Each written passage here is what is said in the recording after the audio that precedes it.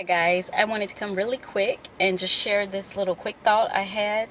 So I'm at work, but I was still at home and I got a phone call. I was making preparation to leave. I was actually coming out the garage, but getting ready to leave to head this way to work. And my daughter called me and she said, I just passed you. And I'm like, oh, really? That's pretty strange considering I'm just now coming out of the garage. She said, oh, really? I said, yeah. And she said, oh. She said, well, I just saw someone that looked just like you, driving the same car, the hair, everything. I said, huh. I said, maybe it was my spirit, just being funny. Um, but I said, maybe it was my spirit going on ahead before me. But she said, yeah, she had her hair up in a ponytail and everything. And I said, ponytail? I don't normally wear my hair up in a ponytail, when I'm headed out to go to work. Now, I know I sometimes put my hair up in ponytail when I get home for protective styling and stuff. But for the most part, uh, she knows normally if I'm going out or going to work, it's very seldom staying up in a ponytail because it just has a tendency to just cause headaches and stuff, so I just can't be dealing with that.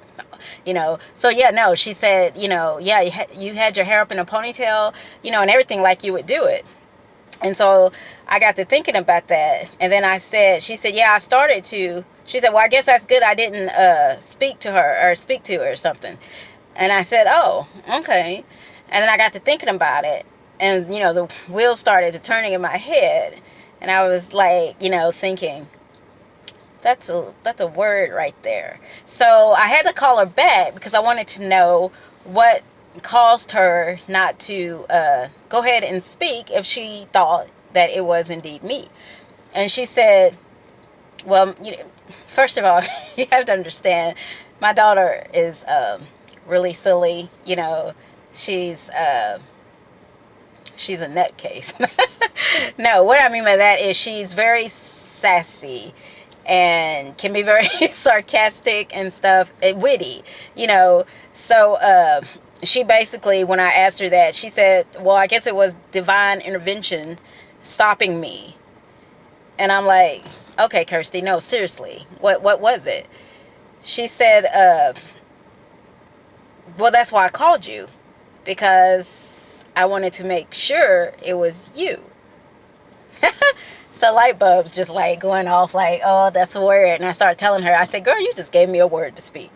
And she's like, and this is when she's like shot by or whatever. But anyway, she's growing. She's a young Christian and I'm working on her, and she's still on milk. So, yeah, she's growing.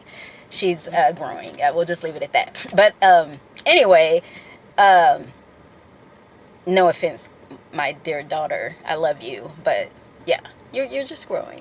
But anyway, so when she said she just wanted to call to make sure, the light bulbs really started to go off in my head, because I was thinking, so that you saw someone that looked just like me, but there was just something that obviously prompted you not to just be 100% sure that it was me. And of course, when I asked her, I wanted to know what it was, she said, well, other than the divine intervention that she had mentioned, she said, well, of course, that's why I called you, so she was trying to make sure. So I was just thinking how the enemy works. He comes off, like 2 Corinthians 11:14 says, even Satan himself masquerades around like an angel of light. So here we have someone.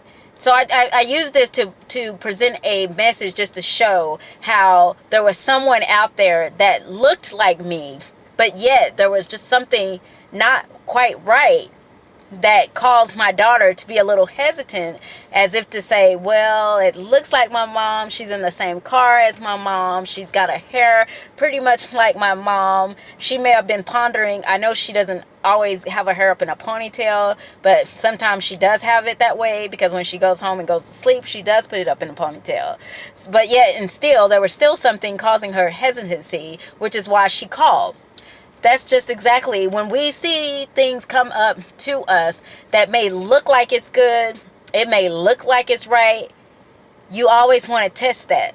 You always want to test that. So she tested what she saw. She called me to see, well, I just passed you, and I had the opportunity to let her know, no, that wasn't me. You didn't pass me, because I'm just now getting in my car because I was running late, but thank God I made it to work on time. But nevertheless, I was running a little late. So yeah, no, it wasn't me, but there's a message right there, because the enemy will present things to us that looks like it's the real deal.